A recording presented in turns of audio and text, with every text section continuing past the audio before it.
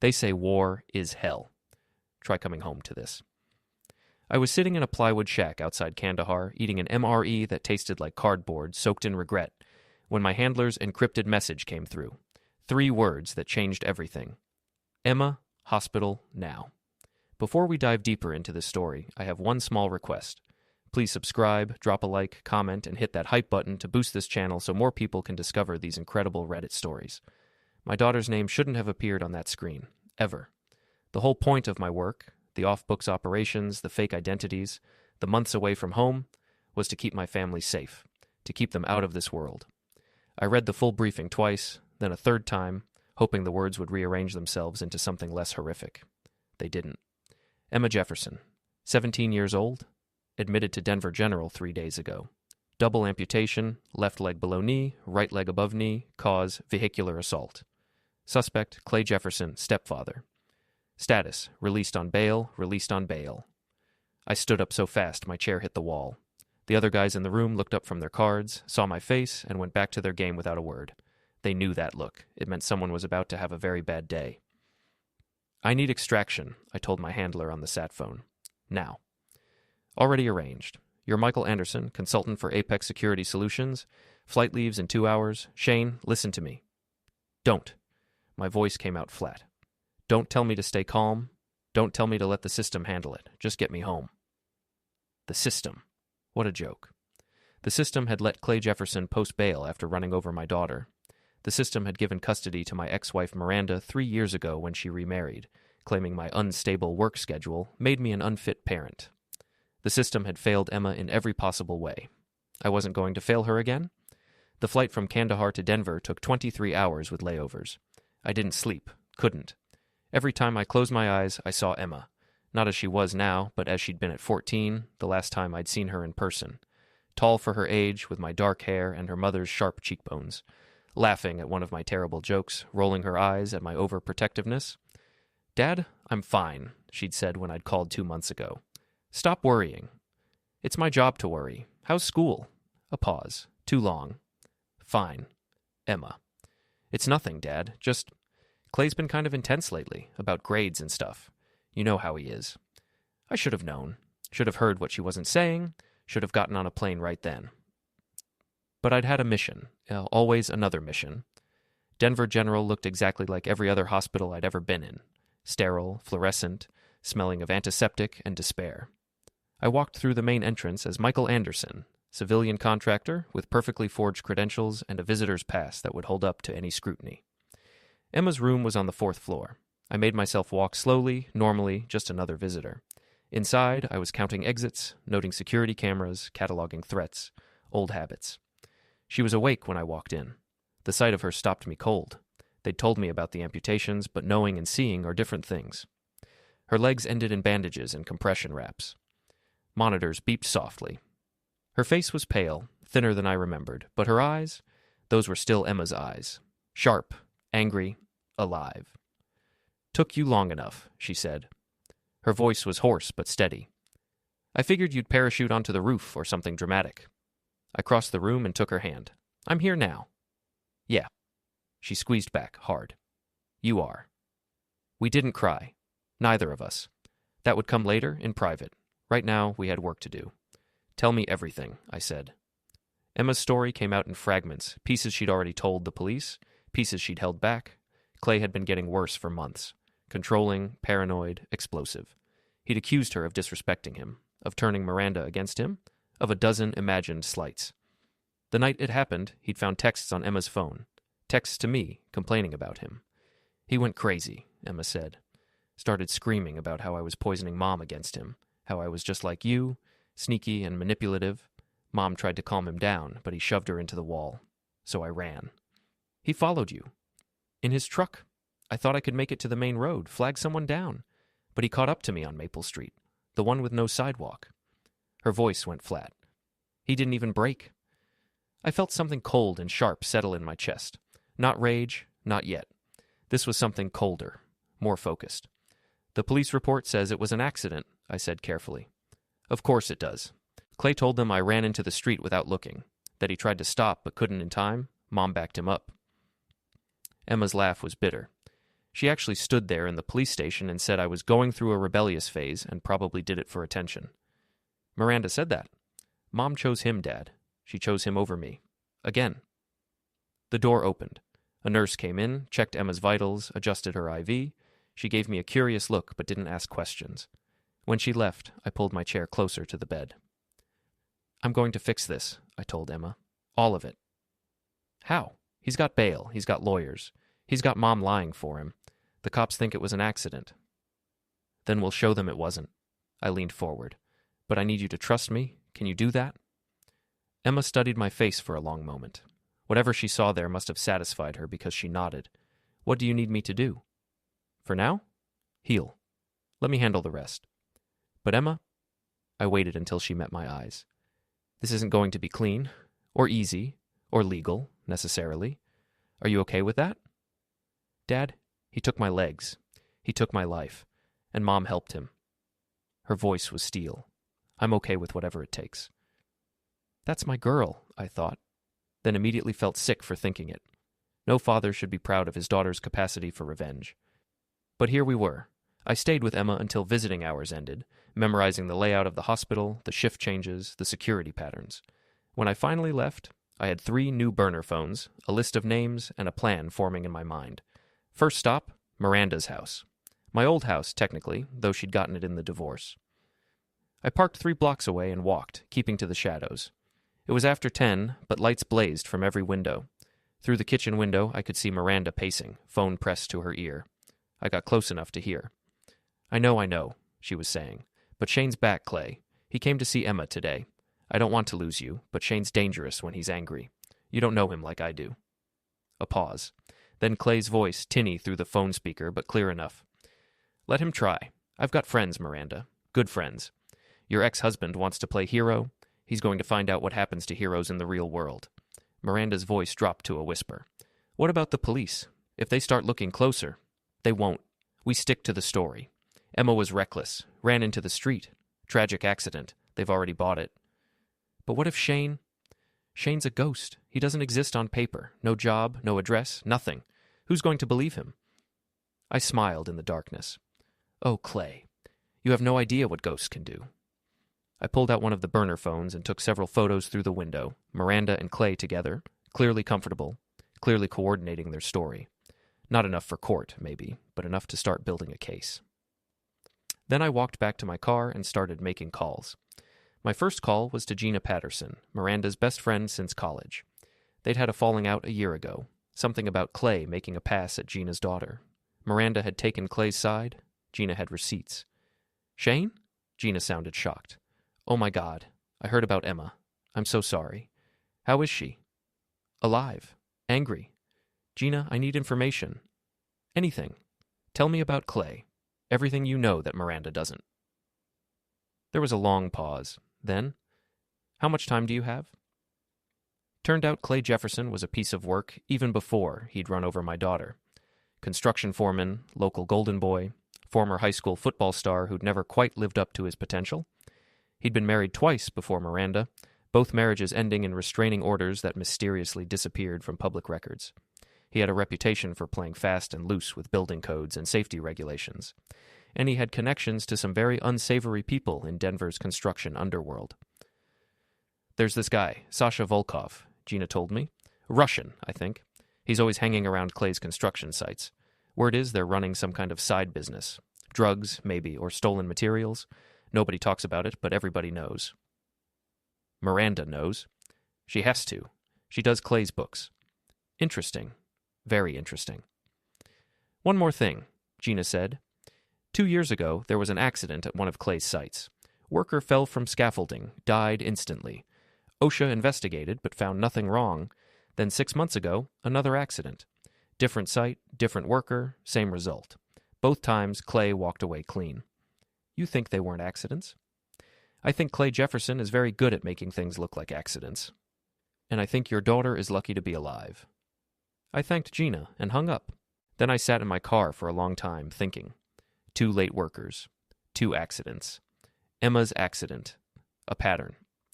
I pulled out my laptop and started digging. Michael Anderson had access to databases that Shane, whoever I used to be, never could have touched. Within an hour, I had the details, names, dates, and reports from both construction site accidents. Within 2 hours, I had the names of the investigators who'd closed the cases. Within 3 hours, I knew exactly how much money had changed hands to make those investigations go away. Clay Jefferson wasn't just an abuser, he was a killer, and he'd been getting away with it for years. My phone buzzed, a text from an unknown number. "Dad? It's me. Borrowed a nurse's phone. Mom came by today. Tried to get me to change my statement, said it would be better for everyone if I just admitted I wasn't paying attention. I told her to leave." I typed back, "Good girl. Don't talk to her again without a lawyer present." "Already called one. Emma's not as helpless as Mom thinks." No, she wasn't. Emma was my daughter, after all. I drove to a motel on the outskirts of Denver, paid cash for a week, and spread my materials across the bed. Photos, documents, notes, a map of Clay's construction sites, a timeline of his crimes, a list of everyone who'd helped him or looked the other way. This wasn't going to be simple revenge. This was going to be systematic destruction, and it started tomorrow. It's amazing what you can do with a clipboard and a high-visibility vest. I bought both at a hardware store, along with work boots, a hard hat, and safety glasses. Add a fake ID badge from a print shop, and suddenly I was Mike Anderson, safety inspector for the state. Nobody questions a safety inspector. They're too worried about fines. Clay's main construction site was a half-finished luxury condo development in the foothills west of Denver.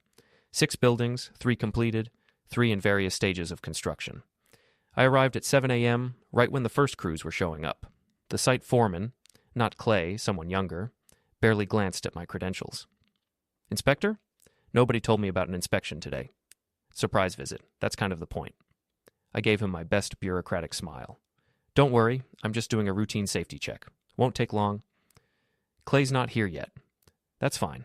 I'll start with the active sites and catch up with him later." I spent 2 hours walking the site, taking notes, photos, and measurements. The safety violations were everywhere once you knew where to look. Scaffolding without proper bracing, missing guardrails, electrical panels left open, nothing egregious enough to shut down the site, but enough to make Clay's life difficult if reported. But that wasn't why I was here. I found what I was looking for in Building 4, the furthest from the main office. A storage container tucked behind a pile of lumber, padlocked but not alarmed. Through a gap in the door, I could see stacks of copper piping, still wrapped in plastic with Home Depot labels. Except this site used a different supplier. I took photos. Then I found the second container. This one was alarmed, but it was a cheap system, easily bypassed if you knew what you were doing. Inside, power tools, still in boxes. DeWalt, Milwaukee, Makita. Thousands of dollars worth of equipment, all with the serial numbers filed off. Stolen goods, probably from other construction sites. Clay was running a fencing operation right out in the open. I was photographing the serial number damage when I heard voices outside. "Told you to move that container yesterday, Sasha. What if someone sees it?" Clay's voice. I recognized it from the phone call. "Relax, boss. Nobody comes back here. And we move it tonight, yes? After the delivery." "It better be after. I'm not losing this contract because you got sloppy." I eased the container door shut and slipped out the back, moving silently between stacks of materials. Through a gap in the lumber, I watched Clay and Sasha, a thin man with a shaved head and a gold chain, inspect the containers. Clay looked exactly like Emma had described. Mid-40s, muscular going to fat, with the kind of face that probably looked friendly until it didn't. He wore expensive work boots and a company jacket that was too clean for someone who actually worked construction. "The cops came by the house again yesterday," Clay said, asking more questions about Emma. "What did you tell them?" "Same thing as before. Accident. Kid wasn't paying attention. They bought it." Clay kicked at a rock. "It's the ex-husband I'm worried about. Miranda says he's military or something, special forces." "So? Military guys, they follow rules. We don't break rules, we just bend them, yes?" Sasha laughed at his own joke. "Yeah, well, keep your eyes open anyway. If you see anyone poking around who shouldn't be here, you let me know." "Of course, boss. Always." They moved off toward the main office. I waited 5 minutes, then slipped out of the site the way I'd come in. Nobody stopped me. Nobody even looked twice. Back in my motel room, I uploaded the photos to an encrypted server and started building a file. Theft, fencing stolen goods, safety violations. Not enough to put Clay away for what he'd done to Emma, but enough to make his life complicated. Step 1, destroy his business. Step 2, destroy his reputation. Step 3, destroy him. I spent the afternoon at the public library using their computers to create anonymous email accounts and social media profiles. Then I started reaching out to Clay's former employees. There were dozens of them, construction workers who'd quit or been fired over the years. Most ignored me. A few responded. One message stood out, from a guy named Tommy Reeves. "If you're looking into Clay Jefferson, we should talk. I know things." We met at a dive bar in Lakewood, the kind of place where nobody asks questions and the beer is cheap. Tommy was in his 50s, weathered, with the look of a man who'd spent his life working with his hands. He had a cast on his left arm. "Clay do that?" I asked, nodding at the cast. "Indirectly. I was working on Building 6 when the scaffolding collapsed. Broke my arm in 3 places. Could have been worse. Could have been my neck, like what happened to Rogers and Crane." The 2 fallen workers. "Tell me about them." Tommy took a long drink of his beer. "Rogers fell from the 4th floor. Official report said he wasn't wearing his safety harness. Except I saw him that morning, and he was wearing it. I told the investigators that, but they didn't want to hear it. Crane died 6 months later. Electrical accident, they said, except Crane was the best electrician I ever worked with. He didn't make mistakes. You think Clay killed them? I think they knew too much about his side business. I think they threatened to talk. And I think Clay's very good at arranging accidents." Tommy met my eyes. "Your daughter, Emma, she's the one he ran over, right? I heard about it. Everybody on the crew heard about it. Most of them think it's bullshit, the accident story. But nobody's going to say anything because they're scared." "Scared of Clay?" "Scared of Sasha. That Russian psycho. He's the one who does Clay's dirty work. You want to take down Clay, you need to deal with Sasha first." I filed that information away. "If I needed someone to testify about the safety violations, the stolen equipment, the cover-ups, would you do it?" Tommy was quiet for a long time. Then he nodded. Yeah, I would. Rogers had kids, Crane had a wife. They deserve better than being written off as accidents. Give me 2 weeks. I'll be in touch." That night, I went back to the construction site. After midnight, when the security guard was on his rounds at the other end of the property, I had a bag of tools and a very specific plan. Clay's truck was parked in its usual spot, a massive Ford F-350 with custom paint and chrome accents, the kind of truck that screamed, "I'm overcompensating for something." I popped the hood and got to work. Sugar in the gas tank, classic but effective. Disconnected the brake line, not enough to fail immediately, but enough to make the brakes spongy and unreliable. Slashed 3 of the 4 tires, and then, because I'm petty, I spray-painted "child abuser" across the driver's side door in bright red letters. The security guard's flashlight swept past. I ducked behind a dumpster, waited for him to pass, then finished my work and slipped away. The next morning, I was back at the hospital with Emma. She was in physical therapy, learning to use a wheelchair, when my phone buzzed with a news alert. Local construction foreman's truck vandalized in apparent targeted attack. I showed Emma the article. She read it and smiled. A real smile. The first I'd seen since I got back. "Nice work, Dad." Just getting started. Over the next few days, I escalated. I called in anonymous tips to OSHA about the safety violations. I sent the photos of stolen equipment to the police. I posted on local Facebook groups about Clay's questionable business practices. I made sure every contractor and subcontractor in Denver knew that working with Clay Jefferson came with risks. His business started to crumble. Contracts were canceled. Workers quit. Suppliers demanded payment up front. The local news picked up the story. Construction foreman under investigation for safety violations. But Clay wasn't going down without a fight. I was leaving the hospital one evening when I noticed a car following me. Black SUV, tinted windows. It stayed 3 cars back, professional. When I turned into a residential neighborhood, it followed. When I pulled into a parking lot, it pulled in behind me. The driver's window rolled down. Sasha leaned out, smiling. "Mr. Anderson, yes? We should talk." "I don't think we have anything to talk about." "Oh, but we do. You see, you've been causing problems for my friend Clay, making accusations, spreading lies. This is not good for business." "Then maybe Clay should run a better business." Sasha's smile didn't waver. "You are a funny man. But funny men, they sometimes have accidents, like that girl. Emma, yes? Very sad accident. Would be shame if something happened to her again. Hospital security, it is not so good." I felt that cold, sharp thing in my chest again. "Are you threatening my daughter?" "I am simply observing that accidents happen, especially to people who don't mind their own business." I got out of my car. Sasha got out of his SUV. We stood 10 feet apart in the parking lot, sizing each other up. He was younger than me, probably faster, but I'd been doing this a lot longer. "Here's what's going to happen," I said quietly. "You're going to get back in your car and drive away. You're going to tell Clay that I'm not backing off. And if you or anyone else goes near my daughter again, I will end you. Not arrest you, not sue you, end you. Do you understand? Sasha laughed. Big words from small man. We will see, yes? We will see. He got back in his SUV and drove off. I stood there for a long time, thinking. I'd wanted to do this clean, legal, by the book, but Clay and Sasha had just changed the rules. Fine. I could play dirty too. Miranda called 3 days later. I'd been expecting it. Shane, we need to talk. No, we don't. It's about Emma. Please, can we meet? For coffee? I almost said no, but something in her voice made me pause. She sounded scared. Good. Fine. Tomorrow, 10 a.m., the Starbucks on Colfax. She was already there when I arrived, sitting in a corner booth, looking smaller than I remembered. Miranda had always been beautiful in that fragile porcelain doll way. Now she just looked broken. Thank you for coming, she said as I sat down. You have 5 minutes. Shane, please, I know you're angry. Angry? Miranda, he ran over our daughter. He took her legs, and you lied to the police for him. It was an accident. Emma ran into the street. Stop, just stop. I leaned forward. I know it wasn't an accident. I know Clay's been abusing Emma for months. I know you knew about it and did nothing, and I know you're still protecting him. Miranda's eyes filled with tears. You don't understand. Clay's not a bad person. He has a temper sometimes. And Emma was being difficult. Difficult. Our daughter was being difficult, so she deserved to be run over.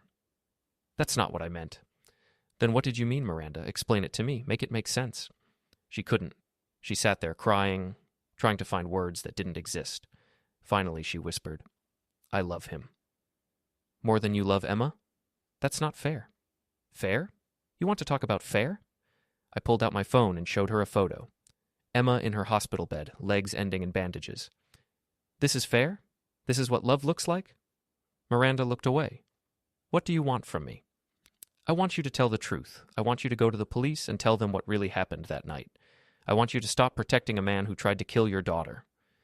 He didn't try to kill her. It was an accident. I stood up. Then we have nothing to talk about. Shane, wait, please. If you keep pushing this, Clay's going to get hurt. His business is already falling apart.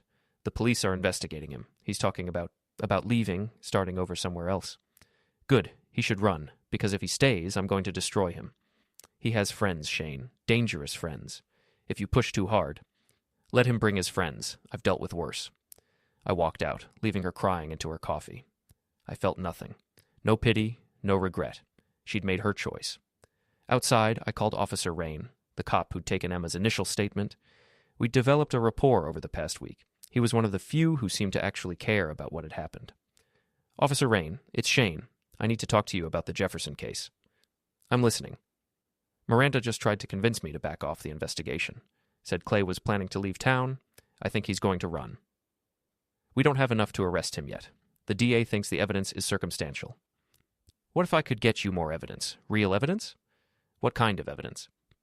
The kind that proves Clay Jefferson has been running a criminal enterprise out of his construction sites. Theft, fencing stolen goods, possibly murder. Would that be enough? There was a long pause. Shane, what are you planning? Nothing illegal, just helping justice along. That's what worries me. Look, I want to nail this guy as much as you do. But if you do something stupid, you'll blow the whole case. Let us handle it. How long will that take? Weeks, maybe months. Emma doesn't have months, neither do I. I hung up before he could argue. That night, I went back to the construction site, but this time I wasn't alone. Tommy Reeves had introduced me to 3 other former employees, all with grievances against Clay. Together, we broke into the site office and copied every file we could find. Payroll records, safety reports, supplier invoices, employee complaints, everything. We also planted bugs, tiny audio recorders in Clay's office, the break room, and the storage containers. Within 24 hours, I'd have recordings of every conversation Clay had on site. It was illegal as hell, inadmissible in court, but I didn't need it for court. I needed it for leverage. The recordings were gold. Clay and Sasha discussing their stolen goods operation. Clay bribing a building inspector. Clay talking about taking care of. A worker who was threatening to report safety violations. And best of all, Clay and Miranda discussing Emma's accident. She's not going to let this go. Miranda said on the recording. She's talking to lawyers. So we make her understand that talking is a bad idea, Clay replied. Kid's already missing her legs. Would be a shame if something else happened. Clay, you can't. I can do whatever I want. This is my town, Miranda, my business. Nobody crosses me. I played that recording 3 times, making sure I had clean audio. Then I made copies and sent them to Officer Rain, the local news, and an investigative journalist I'd found who specialized in construction industry corruption. The story broke 48 hours later. Local construction foreman investigated for criminal enterprise, possible connection to worker deaths. Clay's world started to collapse in earnest. The police raided his construction sites. OSHA shut down his active projects. His bank froze his accounts pending investigation. Contractors and suppliers sued for unpaid bills. Workers filed complaints. And through it all, I watched from the shadows, pulling strings, feeding information to reporters, making sure everyone knew exactly who Clay Jefferson really was. But I wasn't done, not even close. Emma was released from the hospital 2 weeks after I arrived. She moved into a rehabilitation facility, learning to use prosthetics, rebuilding her strength. I visited every day, bringing her updates on Clay's downfall. He's losing everything, I told her. His business, his reputation, his freedom. The DA is building a case. What about Mom? Emma asked. She's still standing by him. For now. She's going to lose everything too, isn't she? Probably. Is that okay with you? Emma was quiet for a long time. Then she said, Mom had a choice. She chose him. She chose to lie for him, to protect him, to let him hurt me. So yeah, it's okay with me. There's something else you should know, I said carefully. I've been digging into Clay's finances. He and Miranda have been moving money around, hiding assets. I think they're planning to run. Can you stop them? I'm working on it. But Emma, there's evidence that Miranda knew about the other accidents, Rogers and Crane. She did Clay's books. She had to have known what he was doing. Emma's face went pale.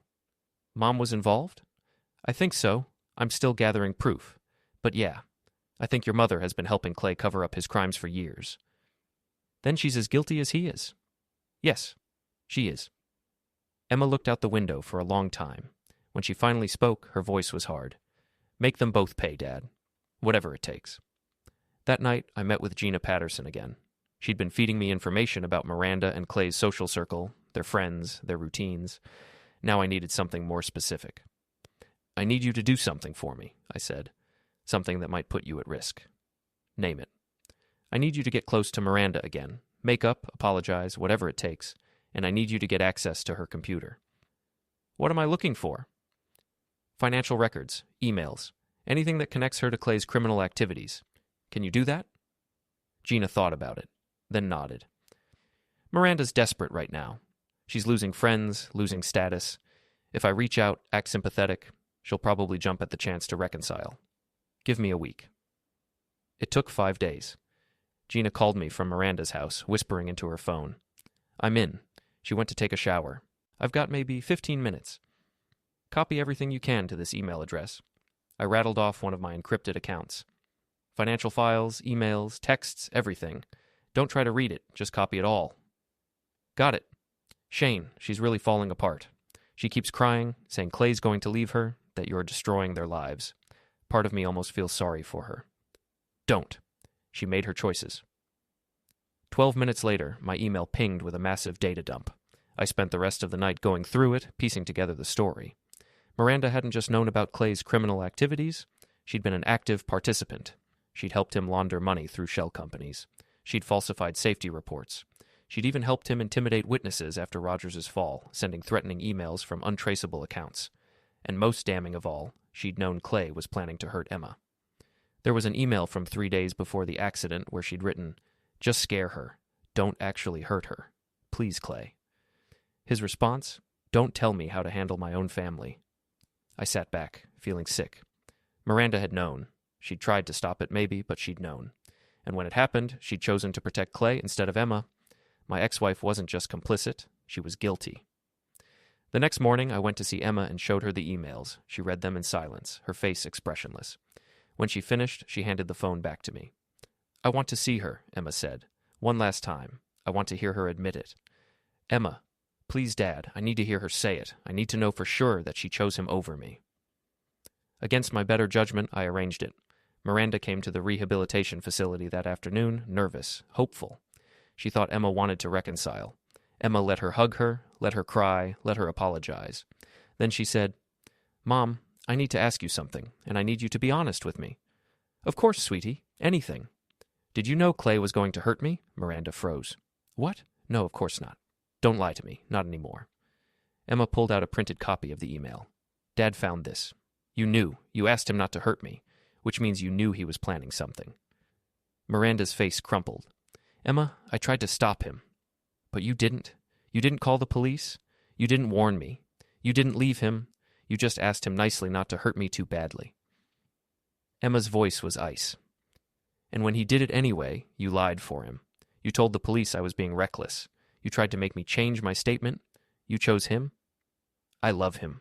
More than me. You love him more than me. Just say it, Mom. Admit it." Miranda was sobbing now, barely coherent. "It's not that simple." "It is exactly that simple. You had a choice. Your daughter or your husband. You chose him. You've always chosen him." Emma's voice broke. "Get out. Get out and don't come back. I don't have a mother anymore." "Emma, please, get out." I escorted Miranda out of the building. She was hysterical, begging me to talk to Emma to make her understand. I felt nothing but contempt. "You did this," I told her. "You destroyed your relationship with your daughter. You chose a man who tried to kill her, and now you're going to pay for it. What are you going to do?" "What I should have done years ago. I'm going to make sure everyone knows exactly who you are and what you've done, and then I'm going to watch your world burn." I left her standing in the parking lot, crying. I didn't look back. The next phase of my plan was already in motion. I'd sent all the evidence, the emails, the financial records, the recordings, to the district attorney, the police, and 3 different news outlets. By tomorrow morning, Miranda's involvement would be public knowledge. But that wasn't enough. I wanted her to feel what Emma felt, betrayed, abandoned, alone.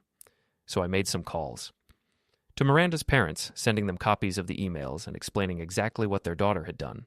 To her employer, anonymously tipping them off about her involvement in Clay's money laundering operation.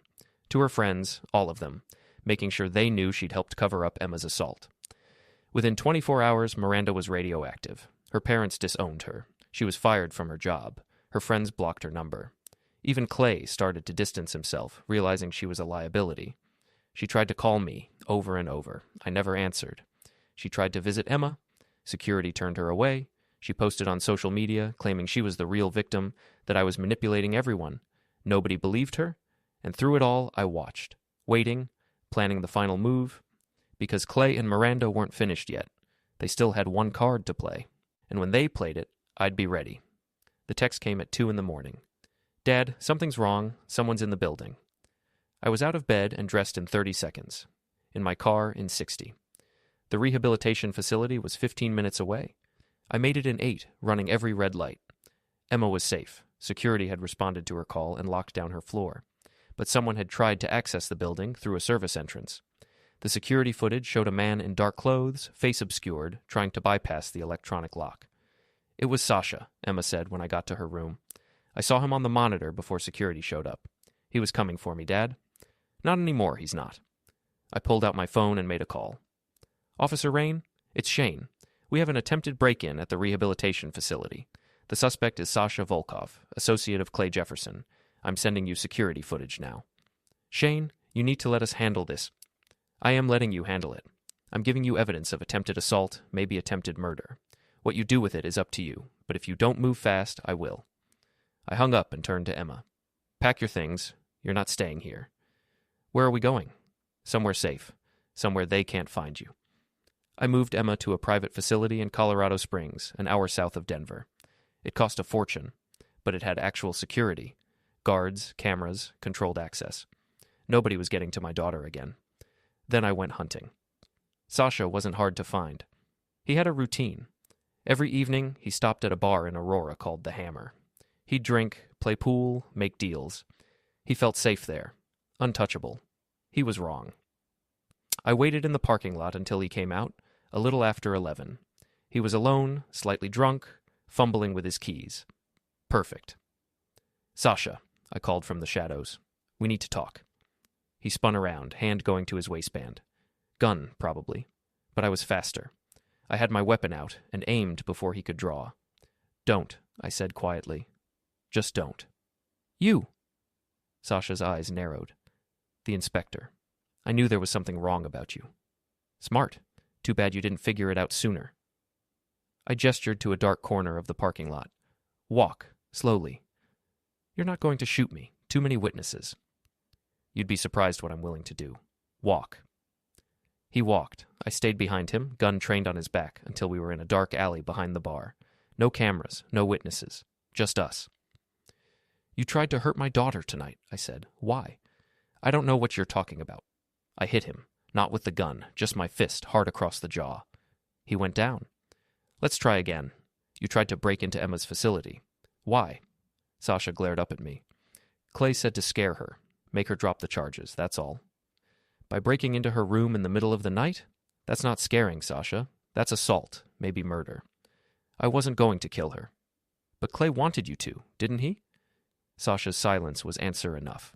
I crouched down, getting in his face. "Here's what's going to happen. You're going to tell the police everything.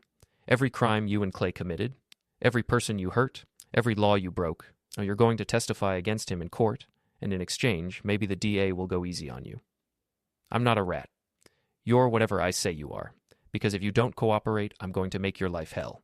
I'm going to send evidence of your crimes to the Russian mob. Let them know you've been skimming money from their operations. I'm going to send photos of you with Clay to the feds. Make sure they know you're connected to construction fraud. And I'm going to make sure everyone in Denver knows you're a coward who attacks teenage girls." Sasha's face went pale. "You're bluffing. Try me." I pulled out my phone and showed him photos. Him and Clay at the construction site, him moving stolen goods, him meeting with known criminals. "I have everything, Sasha. Every deal. Every crime. Every connection. The only question is whether you cooperate or go down with Clay. If I talk, Clay will kill me. If you don't talk, I will. Your choice." It took him 10 seconds to decide. "What do you want me to do?" 2 days later, Sasha walked into the police station with a lawyer and a deal. He gave them everything. The stolen goods operation, the money laundering, the bribes, the threats. He testified that Clay had ordered him to intimidate Emma, to make her drop the charges.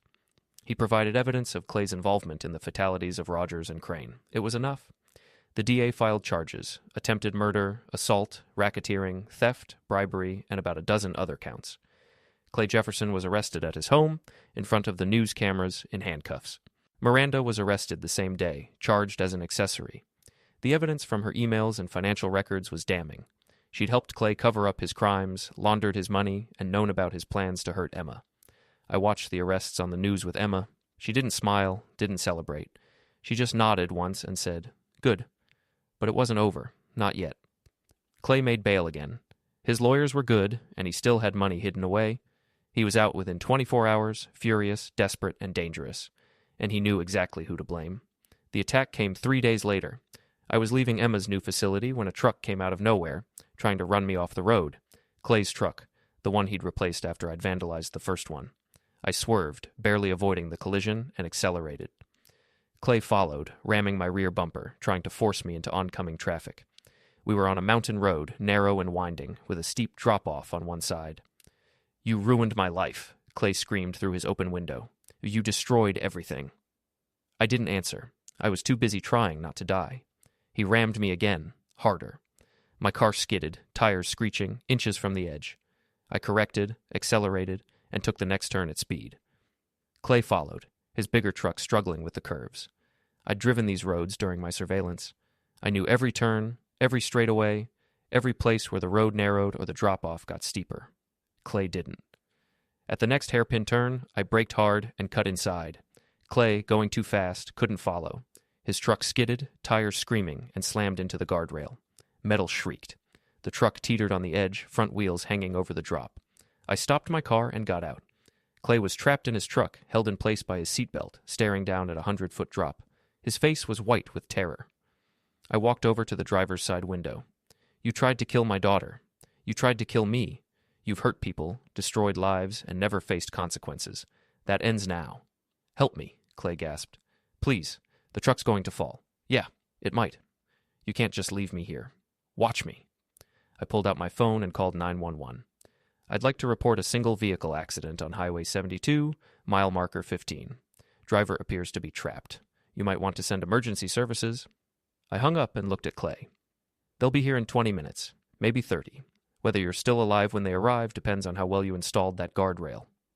You bastard. No, I'm a father. There's a difference. I got back in my car and drove away, leaving Clay hanging over the edge, screaming. The police pulled him out before the truck fell. He was arrested again, this time without bail. The charges now included attempted vehicular homicide, mine. His lawyers couldn't save him this time. Miranda, meanwhile, had her own problems. The news had picked up her story. Local woman helped husband cover up assault on own daughter. Her face was everywhere, along with details of her crimes. She couldn't go anywhere without being recognized, confronted, harassed. She tried to reach out to Emma one last time through a letter. Emma read it and handed it to me. "What do you want me to do with this?" I asked. "Burn it. I don't care what she has to say." I did. We watched it burn together in a metal trash can outside Emma's facility. Neither of us spoke. There was nothing left to say. But I had one more move to make. One final piece of revenge. Because Clay and Miranda had hurt more than just Emma. They'd hurt Rogers's family, Crane's family, all the workers who'd been exploited and endangered. They'd hurt the people who'd trusted them, believed in them, defended them, and those people deserved to see justice too. I organized a town hall meeting, advertised it on social media and local news. The truth about Clay Jefferson and Miranda Jefferson, a community reckoning. 200 people showed up. Workers, neighbors, friends, family members of the victims. The media was there too, cameras rolling. I stood at the front of the room and told them everything, every crime, every cover-up, every lie. I showed them the evidence, the recordings, the emails, the financial records. I let Rogers's widow speak. I let Crane's brother speak. I let Tommy Reeves and the other injured workers speak. And then I let Emma speak. So she rolled onto the stage in her wheelchair, head high, voice steady. "My name is Emma Jefferson. Clay Jefferson is my stepfather. He tried to kill me because I threatened to expose him. My mother helped him cover it up. They both deserve to be in prison for the rest of their lives." The room erupted. People were crying, shouting, demanding justice. The news cameras captured everything. By the time the meeting ended, Clay and Miranda's fate was sealed. Public opinion had turned completely against them. The DA, feeling the pressure, added more charges. Their lawyers started talking about plea deals. But I wasn't interested in plea deals. I wanted a trial. I wanted them to face their victims in court. I wanted the world to see exactly who they were. And that's exactly what happened. The trial started 6 months later. By then, Emma was walking on prosthetics, slowly rebuilding her life. She'd started online college courses, made new friends at the rehabilitation facility, and begun therapy to process everything that had happened. She was stronger than I'd ever been, stronger than I'd ever be. The prosecution's case was overwhelming. They had Sasha's testimony, the recordings, the emails, the financial records. They had witnesses, Tommy Reeves and the other workers, Rogers's widow, Crane's brother. They had evidence of the stolen goods operation, the money laundering, the bribes. And they had Emma. She testified on the third day of the trial, rolled up to the witness stand in her wheelchair, raised her right hand, and swore to tell the truth. Then she looked directly at Clay and Miranda sitting at the defense table and told her story. She described months of abuse, Clay's controlling behavior, his explosive temper, his threats, Miranda's complicity, her refusal to protect Emma, her choice to believe Clay's lies over her daughter's truth. She described the night it happened, running from Clay, hearing his truck behind her, the impact, the pain, waking up in the hospital without her legs. She described the aftermath. Miranda trying to convince her to lie, to protect Clay, to change her statement, the betrayal of realizing her mother had chosen her abuser over her own child. By the time she finished, half the courtroom was crying. The jury looked sick. Even the judge seemed shaken. Clay's lawyer tried to cross-examine her, to poke holes in her story, to suggest she was lying or exaggerating. Emma shut him down with cold, precise answers. She didn't waver, didn't break, didn't give an inch. Miranda's lawyer didn't even try. What could he say? The emails spoke for themselves. The trial lasted 3 weeks. The jury deliberated for 4 hours. Guilty on all counts. Clay was sentenced to 40 years in prison. Miranda got 20. Neither would be eligible for parole for at least 15 years. I was in the courtroom when the sentences were read. So was Emma. We sat together in the front row, holding hands, watching Clay and Miranda being led away in handcuffs. "Is it over?" Emma asked quietly. "Yeah, it's over." "Good." But it wasn't quite over. Not for me, because Clay had one last card to play, one final act of spite. He'd hired someone from prison, another inmate, someone with connections on the outside, to finish what Sasha had started, to hurt Emma, to hurt me, to make us pay for destroying his life. I found out through my old contacts, the ones who monitored criminal communications. The hit was supposed to happen during Emma's graduation from her rehabilitation program, a public event with lots of people and minimal security. I could have called the police, should have, probably, but I was done letting other people handle my problems. The day of Emma's graduation, I arrived early, scoped out the venue, identified potential threats, positioned myself where I could see everything. The hitman arrived halfway through the ceremony. I spotted him immediately. Wrong body language, too focused, hand in his jacket pocket. He was moving toward Emma, who was on stage receiving her certificate. I intercepted him in the hallway, away from the crowd. "Looking for someone?" He turned, surprised, reached for his gun. I was faster. I disarmed him, slammed him against the wall, and pressed my forearm against his throat. "Clay Jefferson sent you," I said. "How much is he paying you?" The hitman couldn't answer, couldn't breathe. I eased up slightly. 10,000, he gasped. Half up front, half when it's done. "Not enough. Tell Clay the contract's canceled. Tell him if he ever comes after my daughter again, I'll finish what I started, and tell him I don't need a trial to do it." I let him go. He ran, stumbling, not looking back. I returned to the ceremony just as Emma was finishing her speech. She saw me slip back into my seat and smiled. A real smile, full of pride and relief and hope. After the ceremony, we went to dinner, just the two of us, at a quiet restaurant overlooking the mountains. We talked about her plans, college, career, the future. We talked about the past, about Miranda and Clay, about everything that had happened. "Do you think Mom will ever apologize?" Emma asked. "I don't know. Maybe. Does it matter?" "No, not really. I don't think I could forgive her even if she did." "You don't have to forgive her. You don't owe her anything." "I know. It's just, she's still my mom, you know? Part of me wishes things could have been different." "Me too, but they weren't. And we can't change that. All we can do is move forward. Together? Together?" We clinked glasses, her water, my beer, and drank to the future.